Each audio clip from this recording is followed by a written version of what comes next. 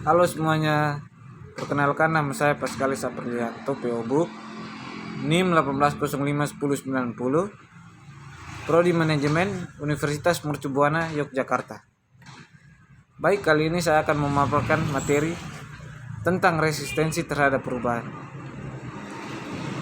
Ada beberapa definisi resistensi terhadap perubahan menurut para ahli. Yang pertama, menurut Kreitner dan Kinitsky, mengatakan bahwa resistensi terhadap perubahan merupakan reaksi emosional tingkah laku yang muncul sebagai respon terhadap munculnya ancaman baik nyata maupun imajiner apabila terjadi perubahan pada pekerjaan rutin. Yang kedua, menurut Orek, resistensi terhadap perubahan adalah perilaku karyawan yang ditandai dengan munculnya reaksi negatif terhadap perubahan, enggan melakukan suatu perubahan, memiliki fokus jangka pendek ketika bekerja, dan memiliki pemikiran yang kaku. Selain itu, resistensi perubahan dapat muncul dalam berbagai macam bentuk reaksi. Menurut Judson, ada 4 bentuk resistensi terhadap perubahan, yaitu: yang pertama, resistensi aktif. Contoh dari resistensi aktif misalnya sabotase dan memperlambat kerja. Yang kedua, resistensi pasif. Contoh dari resistensi pasif misalnya bekerja sesedikit mungkin dan tidak ingin mempelajari tugas baru. Yang ketiga, reaksi yang tidak dapat dibedakan. Misalnya bekerja hanya berdasarkan perintah dan kehilangan minat terhadap pekerjaan. Dan yang keempat, penerimaan.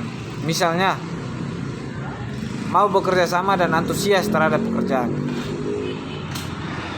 Menurut Robbins dan Kreitner dan Kinitsky, ada beberapa penyebab terjadinya resistensi terhadap perubahan. Yang pertama, kebiasaan. Yang kedua, ketakutan terhadap munculnya dampak yang tidak diinginkan. Yang ketiga, faktor-faktor ekonomi. Yang keempat, tidak adanya kepercayaan dalam situasi kerja. Yang kelima, takut mengalami kegagalan. Yang keenam, hilangnya status atau keamanan kerja. Yang ketujuh, tidak ada manfaat yang diperoleh dari perubahan. Yang berikut, langkah-langkah yang harus diperhatikan oleh perusahaan atau organisasi dalam proses perubahan agar tidak mendapat resistensi perubahan adalah sebagai berikut. Yang pertama, harus betul-betul direncanakan dengan baik.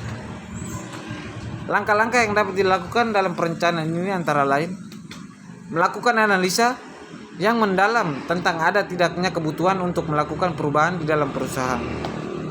Yang kedua, merumuskan tujuan yang ingin dicapai dari perubahan dan dampak yang mungkin muncul dengan adanya perubahan. Terus, mengenali faktor-faktor yang dapat menghambat terjadinya perubahan dan cara mengatasinya. Yang berikut, menyusun strategi yang tepat untuk menggulirkan perubahan. Yang berikut, mempersiapkan parameter-parameter dan pendekatan-pendekatan yang akan digunakan untuk mengevaluasi perubahan. Yang kedua, menunjukkan praktis perubahan yang mempunyai kemampuan dalam mengelola perubahan. Perubahan manajemen bukanlah sebuah hal yang dapat digulirkan begitu saja, tetapi perlu dipikirkan matang-matang proses pelaksanaannya. Oleh karena itu, tim yang ditunjukkan sebagai ujung tombak dalam perubahan haruslah seseorang yang mempunyai pengalaman, keterampilan, dan pengetahuan yang baik dalam aspek-aspek yang berkaitan dengan pengelolaan perubahan. Orang-orang tersebut setidaknya orang-orang yang memiliki ilmu perilaku, pengembangan perusahaan, teori-teori belajar, dan teori motivasi kepemimpinan. Yang ketiga, membangun koalisi yang solid di antara para pihak yang terkait dengan perubahan. Yang dimaksudkan di sini, para pimpinan di tingkat direktur, divisi atau departemen, dan para pelaksana perubahan. Mereka harus bekerja sama dalam sebuah tim yang solid dalam melaksanakan perubahan. Hal ini bertujuan untuk dapat meningkatkan dukungan terhadap perubahan yang digulirkan dan mencegah terjadinya resistensi terhadap perubahan. Yang keempat, bersiap terhadap resistensi.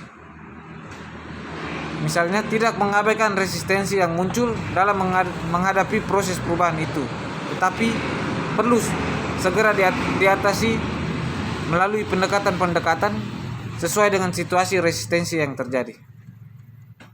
Yang berikut menurut Fernandes dan Reyney, ada 8 peran manajer dalam mengatasi resistensi dalam perubahan organisasi. Yang pertama, pastikan kebutuhan. Yang kedua, menyediakan rencana. Yang ketiga, membangun dukungan bagi perubahan dan mengatasi resistensi. Yang keempat, memastikan dukungan top manajemen dan komitmen. Yang kelima, membangun dukungan eksternal. Yang keenam, menyediakan sumber daya. Yang ketujuh, melembagakan perubahan. Dan yang kedelapan, mengejar perubahan komprehensif. Baik, mungkin itu saja materi yang saya paparkan. Kurang dan lebihnya saya mohon maaf. Wassalamualaikum warahmatullahi wabarakatuh.